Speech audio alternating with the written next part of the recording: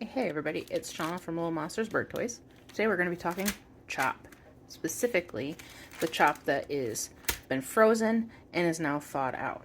One of the issues that I constantly hear about is that my chop is too wet. What can I do about it?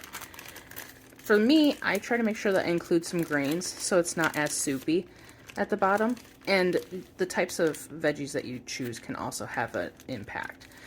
If you're adding things that are really watery, like cucumbers or apples, stuff like that, it can really overtake it.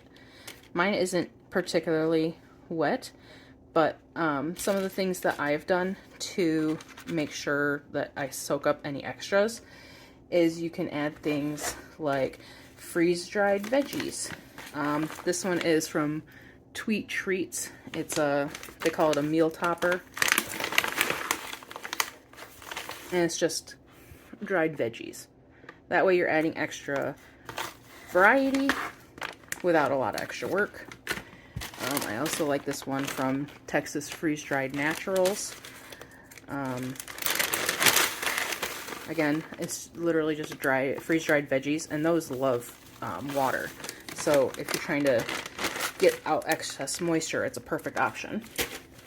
Another one is to use some alternative pastas. This one is a chickpea orzo, and it literally is just chickpea flour. So when that gets in there, it soaks up some of that water and is a fun little option.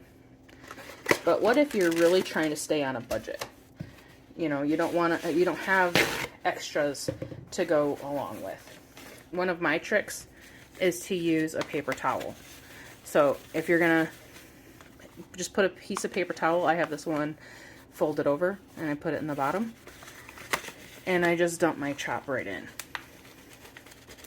So now, as it's sitting there for a little bit, it's soaking up some of that extra water. And you can do this while it's thawing out. Usually I wait till it's completely thawed, and then I dump it in here for a little bit. And, you know, you can leave it in the fridge like that if you want to, or just leave it in there for 10 minutes. And then when it's as dry as you want it to be, you can just transfer it to a different container.